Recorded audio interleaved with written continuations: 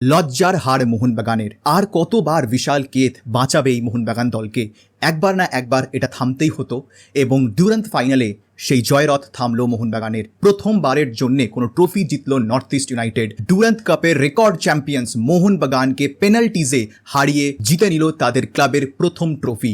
Many congratulations to north east United. But মোহনবাগানের এই হারের দায়িত্ব হোসে মলিনাকে নিতে হবে। আমি কারণ এক একটা পয়েন্ট আউট করে দেবো যে আজকে কেন প্রত্যেকটা ডিসিশন মলিনার ভুল ছিল। নমস্কার বন্ধুরা, welcome to talking football today. ভিডিওটা ভালো লাগলে লাইক এবং শেয়ার করতে কিন্তু একদম ভুলবে না। যারা প্রথমবার এসেছো এই চ্যানেলে এবং এখনো এই চ্যানেলটাকে সাবস্ক্রাইব করনি, অবশ্যই সাবস্ক্রাইব করে নিও এরকম ডেইলি ইন্ডিয়ান ফুটবল আপডেট পাওয়ার জন্য। আপাতত চলো শুরু করা যাক আজকে মোহনবাগান বনাম north eastern match review. First of all তো এরকম ভাবে ম্যাচ কে বানের জলে ভাসিয়ে আসে আমি সেটাই জানতে চাই। 2 গোলের লিড হাফ টাইমে, you just had to play out the game. শুধু একটাই কাজ ছিল যে সেকেন্ড হাফে টেম্পো ধরে খেলতে হবে, নর্থ ইস্ট আর যাতে ডি বক্সের মধ্যে ঢুকতে না পারে সেটাই করতে হবে। এবার সেখানেই হোসে মলিনা ব্লান্ডারের পর ব্লান্ডার করে গেলেন। তার প্রথম ভুল, একসাথে গ্রেগ এবং সাহালকে কখনোই খেলানো উচিত হয়নি। ফার্স্ট হাফে ডেফিনেটলি 2 গোলের লিড মোহনবাগান নিয়েছিল, এটা ঠিক কথাই, কিন্তু এই মোহনবাগান দলের সেই ব্যালেন্স নেই যেখানে গ্রেগ এবং সাহাল একসাথে খেলতে পারবেন। দিমিত্রি পেট্রাটস একজন অ্যাটাকিং মিডফিল্ডার নয়। যে কাজটা গ্রেগ স্টিওয়ার্ট করতে পারে বা সাহাল করতে পারে সেই কাজটা একা পেট্রাটস সামলাতে পারবেন না। ওকে কখনোই মাঠের মধ্যে একমাত্র প্লেমেকার হিসেবে খেলানো যাবে না। ওর পাশে সবসময় একটা সাহাল বা একটা গ্রেগ স্টিওয়ার্টকে লাগবে। সেখান থেকে আমি আমার লাইন আপের ভিডিওতে বারবার এটাই আলোচনা করেছিলাম যে সেকেন্ড হাফে তোমাকে এমন একটা প্লেয়ার নামাতে হবে যে চান্স ক্রিয়েট করবে স্ট্রাইকার্সদের জন্য। কিন্তু সেকেন্ড হাফে সেটা কোথায় দেখা গেল? সাহালকে তিনি তুলে নিলেন, গ্রেগ স্টিওয়ার্টকেও তিনি কিছুক্ষণ পরে তুলে নিলেন। তো এবারে বলটাকে ক্যারি করে স্ট্রাইকারদের কাছে পৌঁছাবেটা কি? উইঙ্গার্সদের সেই কাজটা নয়। আর মাঝ মাঠে কারা রয়েছেন? থাপা, আপুয়া এবং অভিষেক সূর্যবংশী। তিনজনের মধ্যে কেউই সেই কাজটা করতে পারবে না যেটা একটা সাহাল বা গ্রেগ স্টিওয়ার্ট করতে পারবে। তো এই কারণে ফার্স্ট ডে থেকেই এটাই আলোচনার বিষয় ছিল যে সাহাল এবং গ্রেগ একসাথে শুরু করতে পারবেন না। সেই ভুলটাই মলিনা প্রথম থেকেই করে ফেললেন। ফার্স্ট হাফে ঠিক আছে, ভালো খেলেছে দল, ভালো অ্যাটাকিং চান্সেস ক্রিয়েট করেছে, 2টো গোল করেছে, বাট তার মধ্যেও প্রচুর ভুল দেখা গেছে এই মোহনবাগান দলে। ইজিলি মাঝ মাঠে বল দিয়ে দেওয়া, ভুল ভাল পাসেস খেলা, যেখানে প্রেশার নেই সেখানে বল গিভঅ্যাওয়েজ করে দেওয়া, এই জিনিসগুলো পরিষ্কার বোঝা যাচ্ছে এই মোহনবাগান দলে। এবং তার মাঝখান থেকেও যে মোহনবাগান 2টো গোল করে উঠতে পেরেছে সেটা অবভিয়াসলি এই দলের কোয়ালিটির জন্য। ওভারঅল যে দলটার কোয়ালিটি রয়েছে, ফার্স্ট হাফে যে ব্যালেন্স নিয়ে মোহনবাগান খেলছিল সেই ব্যালেন্সের কারণে গোলটা এসছে। তারপরে কি হলো? অ্যালবার্তো উঠে গেলেন। আমি এখানে আরেকটা জিনিস বুঝতে পারলাম না, তার দ্বিতীয় মিস্টেক আশিস রায়কে সেন্টার ব্যাক খেলানো। কতবার এটা আমরা আলোচনা করেছি আর কতবার আলোচনা করবো আমি জানি না, বাট আশিস রায়কে সেন্টার ব্যাক খেলানো যাবে না। কি করে একটা বেঞ্চে দীপেন্দু বা দীপক থাকার সত্ত্বেও আশিস রায় সেন্টার ব্যাক খেলেন কি করে? এই জবাব তো মলিনাকে দিতে হবে এবং এটা মলিনার একটা বিশাল বড় ডিসঅ্যাডভান্টেজ। তার খেলার স্টাইল সুন্দর হতে পারে, কিন্তু 2016 সালেও দেখা গেছে যে সেই সময় এটিকেতে থাকাকালীনও Molina could not see out games. জেতা ম্যাচ ড্র হতো, 8টা ড্র বোধহয় সেই সিজনে এটিকে করেছিল। They finished 4th I think in the league. নেহাত প্লে অফ সিস্টেম ছিল বলে তারা সেই সময় চ্যাম্পিয়ন হয়েছিল, বাট একটা গোটা টুর্নামেন্টে 8টা draw, that is not good enough. এবং সেই সেম ফরম্যাটটা এইবারেও মোহনবাগানে দেখা যাচ্ছে। মানে লিটারালি এটা যদি অবস্থা হয় এই মোহনবাগান দলটার, আর মানে জাস্ট 3 সপ্তাহ পরে এসিএল খেলা, তার আগে যদি এই অবস্থা হয় আইএসএল এর নর্থ ইস্ট বেঙ্গালুরু বা পাঞ্জাবের মতন দলের কাছে, তাহলে এসিএল এ তো এই মোহনবাগান ডিফেন্সের কিছু লিটারালি থাকবে না। ঝড়ের মতন তারা উড়ে যাবে অপোনেন্টের অ্যাটাকে। এটা কি ডিফেন্স? মানে আমি এখানে টম অ্যালড্রেডকে কোনো দোষ দেবো না। Tom Aldred was really good today. Alberto চলে যাওয়ার পরেও টম ওয়াজ ভেরি গুড। কিন্তু আশিস রায়, ও মাই গড, সেকেন্ড হাফে যে ফার্স্ট গোলটা মোহনবাগান খেলো পুরোপুরি আশিস রায়ের দোষে। তার কাছে এত স্পেস, এত অপশনস, কাছাকাছি প্লেয়ারদের বল দেওয়ার না, তিনি কোথায় দেবেন? মানবীর সিংকে দেবেন না লিস্টন কোলাসোকে দেবেন লেফট উইংয়ে। তো ভাই ঠিকঠাক লব বলটা তো বাড়া না, একেবারে ফ্ল্যাট লব বল, তাও আবার কোনো ডিরেকশন নেই, কোনো স্পিড নেই, কিছুই নেই, ফ্ল্যাট একটা লব বল চলে গেল নর্থ ইস্টের পায়ে। সেখান থেকে নর্থ ইস্ট কাউন্টার অ্যাটাকে ইজি একটা গোল করে বেরিয়ে দিয়ে চলে গেল। এবং এটা আশিস রায় একবার করেননি, গোটা ম্যাচ জুড়ে যতক্ষণ তিনি মাঠে ছিলেন বল শুধু দিয়ে বেরিয়েছেন নর্থ ইস্ট প্লেয়ারদের। তারপরেও কি করে গোটা 90 মিনিট মলিনা তাকে রাখলেন আর দীপেন্দু বা দীপককে সাবিন করলেন না, আমি দেখে খুবই অবাক হলাম। Ashish Roy cannot play as an Indian centre back. এটা আমরা বুঝতে পারছি দেখে, তিনি কেন বুঝতে পারছেন না আমি জানি না। আর এটা আরও দেখিয়ে দেয় কেন এই দলটা একটা ইন্ডিয়ান সেন্টার ব্যাক লাগবে।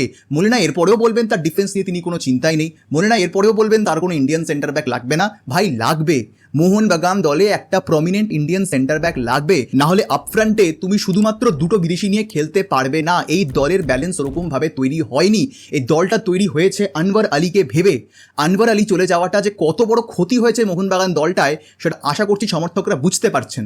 কারণ এখানে একটা ইন্ডিয়ান সেন্টার ব্যাক থাকলে অবভিয়াসলি মোহনবাগান দুখানা ফরেন সেন্টার ব্যাক নিয়ে খেলতো না। তারা আপফ্রন্টে দিমি, কামিংস এবং গ্রেগ স্টুয়ার্টকে নিয়ে খেলতো। সেকেন্ড হাফে সাহাল নামতেন, বা সাহাল ফার্স্ট হাফ থেকে খেলতো, গ্রেগ সেকেন্ড হাফে নামতেন। তারপরে তো ম্যাকলারেন আছেই।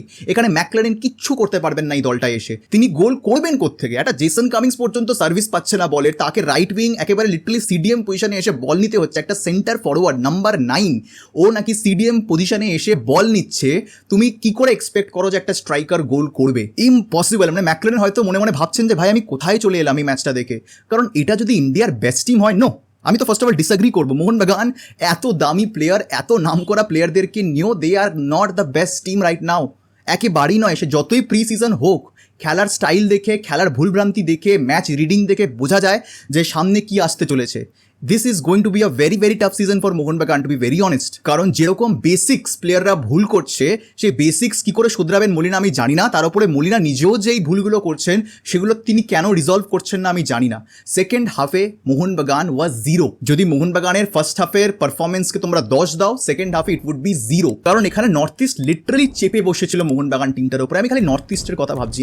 কতটা খুশি, মানে এই জয়টা তাদের কাছে কতটা মিনিংফুল বুঝতে পারছো? They defeated the so called best team in India, the richest team in India, এবং ডুরান্ট চ্যাম্পিয়ন্স হয়েছে। তাদের ফার্স্ট ট্রফি, প্লেয়ার্সরা কেঁদে ফেলেছে। This is football. সেখানে 52,000 সমর্থকদের সামনে মোহনবাগানের এই লজ্জার ফুটবল। 3টে নকআউট ম্যাচ, প্রত্যেকটা ম্যাচের আগে আমরা 90 মিনিটে ম্যাচ শেষ করতে চাই বস। এটা 90 মিনিটে ম্যাচ শেষ করা। 3টে ম্যাচ লাগাতার পেনাল্টি শুট আউট। কোন টিম খেলে? এরকমই টিম খেলে যারা নিজেদের ডিফেন্স এখনো ঠিক করে উঠতে পারেনি। মানে লিটারালি সেকেন্ড হাফে নর্থ ইস্ট আপফ্রন্টে 3টে বিদেশি নিয়ে খেলছে, আজারে, গিলেরমো, নেস্তর। এই 3 প্লেয়ারের সম্পর্কে আমি আলোচনা করেছিলাম আমার নিজের প্রিভিউ ভিডিওতে এবং লাইন আপের ভিডিওতে। এবং সেখানে তাকে কাউন্টার করার জন্য মোহনবাগানের কাছে কি আছে? টম অ্যালড্রেড, শুভাশিস বোস এবং আশিস রায়। কারণ এই 3জনই ডিফেন্স খেলছে। না মানভীর ট্র্যাক ব্যাক করছে, না লিস্টন ঠিক মতন ট্র্যাক ব্যাক করছে। থাপা, আপুয়া যত ফার্স্ট হাফ সুন্দর খেলেছে, সেকেন্ড হাফ ততটাই তারা খারাপ খেলেছে। তার একটাই কারণ, হঠাৎ করে তাদের ওপর রেসপন্সিবিলিটি চলে এসে বল ক্যারি করে মাঝমাঠ থেকে অ্যাটাকারদের কাছে বল পৌঁছাও। পারে তারা? কখনোই তারা পারে না। ইভেন কি গ্রেগ স্টুয়ার্টের সাথেও মাঝমাঠের কোনো প্লেয়ারের কম্বিনেশনই তৈরি হয়নি। সো অবভিয়াসলি আই থিঙ্ক এখানে Mohun Bagan was a better team. Definitely first হাফে কোনো তুলনা হয় না, কিন্তু সেকেন্ড হাফে কিছু ছিল না মোহনবাগান বেঞ্চটা। এটা তোমাদের শুনতে অবাক লাগবে, বাট ম্যাচ রিডিং মলিনার খুব খারাপ হয়েছে আজকের ফাইনালে। এবং তোমরা ভাবতে পারো যে একটা পজিশনের জন্য এত কিছু? হ্যাঁ বাবু, একটা পজিশনের জন্যই এত কিছু। এবং তার উপরে সেকেন্ড হাফে গ্রেগ স্টুয়ার্টকেও মলিনা তুলে নিলেন। তো ভাই তুমি লিটারালি 2টো ফরেন স্ট্রাইকার নিয়ে খেলছো আর একটা ফরেন সেন্টার ব্যাক নিয়ে খেলছো। মাঝে খেলা তৈরি করবেটাকে কে? খেলা তৈরি করবে কে? আমার জাস্ট লিটারালি ভাবলেও হাসি পাচ্ছে যে কি করে মলিনা ভাবলেন যে অভিষেক সূর্যবংশী, আপুয়া এবং থাপা নাকি ফরওয়ার্ডদের জন্য চান্স ক্রিয়েট করবেন। মাঝমাঠ বলে জাস্ট কিছু ছিল না। This is a complete blame on Jose Molina and his tactics. এখানে প্লেয়ারদেরও অবভিয়াসলি দোষ তো আছেই, না হলে মানে আশিস রায় তো ডেফিনেটলি একবার ওই ভুলটা হওয়ার পর থেকে ফ্লাড গেটস ওয়ার ওপেন্ড। কিন্তু এখানেও তো মলিনারই দোষ। আশিস রায় তো নিজে বলেননি যে আমি সেন্টার ব্যাক খেলবো, ওটা তো হোসে মলিনারই ডিসিশন। তো সেখান থেকে দাঁড়িয়ে দীপেন্দু বা দীপক বেঞ্চে থাকা সত্ত্বেও কি করে তিনি আশিসকে সেন্টার ব্যাক খেলালেন? তার উপরে গত ম্যাচে দীপেন্দু এত ভালো পারফর্ম করেছে, তারপরেও এটা সত্যি অবাক করে। মলিনা নিশ্চয়ই এরপরে বলবেন যে we are in preseason. Boss, you are in preseason. প্রি সিজনে যদি এরকম পারফরমেন্স তোমরা দাও, এরপরে ডিরেক্ট তোমরা আইএসএল খেলবে, তাও আবার মুম্বাই সিটি এফসির এগেনস্টে। হাস্যকর। এরকম পারফরমেন্স করলে ডোন্ট এক্সপেক্ট এনি সাকসেস। কারণ defence first of all sort out মোহনবাগানকে করতেই হবে। তোমাকে এই টিমে 3টে আপফ্রন্টে বিদেশি খেলাতেই হবে। তুমি 2টো ফরেন সেন্টার ব্যাক নিয়ে আইএসএল খেলতে পারো না, এটা একটা ফ্যাক্ট। হোসে মলিনা যতই বলুক, বাস্তব রয় যতই বলুক, এই মোহনবাগান দলে আপফ্রন্টে 3টে বিদেশি খেলতে হবে, না হলে এই দলের ব্যালেন্স নেই। ফার্স্ট, সেকেন্ড, গ্রেগ সাহাল একসাথে খেলতে পারবেন না। একজন ফার্স্ট হাফ খেলবেন, একজন সেকেন্ড হাফ খেলছে। এটা হচ্ছে point number 2। Third point, Molina যাই বলুক, মোহনবাগানকে আজকে রাত্রের মধ্যে 12টার মধ্যে একটা ইন্ডিয়ান সেন্টার ব্যাকের সাইনিং কমপ্লিট করতে হবে, না হলে you should not have any hopes from Mohun Bagan this season. This currently is definitely not the best team in India right now. Definitely not. সে যতই বড় লোক টিম হোক, সে যতই বড় মাপের প্লেয়ার হোক, ইচ অ্যান্ড এভরি প্লেয়ার তাদের লজ্জা লাগা উচিত, তাদের লজ্জা পাওয়া উচিত এই পারফরমেন্সের পরে, যে মোহনবাগান সমর্থকদের সামনে 52,000 সমর্থকরা যারা এই টাইম ইনভেস্ট করেছে তোমাদের পেছনে, এরকম হতাশাজনক, এরকম লজ্জাজনক সেকেন্ড হাফ খেলে তোমরা একটা 2 গোলের লিডের ম্যাচ হেরে বসেছো। এখানে you have to stop celebrating mediocrity. আমি ইস্টবেঙ্গল ম্যাচেও বলেছিলাম যে কলকাতার দুই প্রধানকে মিডিওক্রিটি সেলিব্রেট করা যাবে না। This was a below mediocre performance, not even mediocre.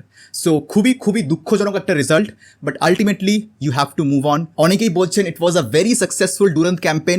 No boss, তোমরা পেনাল্টিজে ফাইনাল এসছো, ফাইনালেও তোমরা পেনাল্টিজ খেলছো। It was not a successful tournament for you, never. তোমরা এয়ারফোর্স ম্যাচ ছাড়া একটা ম্যাচেও ডমিনেট করে ফুটবল খেলোনি। ইনফ্যাক্ট তোমরা ডমিনেটেড হয়েছো।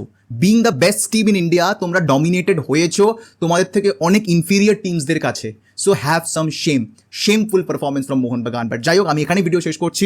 অবশ্যই লাইক এবং শেয়ার করতে কিন্তু একদম ভুলবে না। দেখা হবে তোমাদের সাথে পরের ভিডিওতে। আর এই ভিডিও দেখার জন্য তোমাদের সবাইকে জানাবো ধন্যবাদ।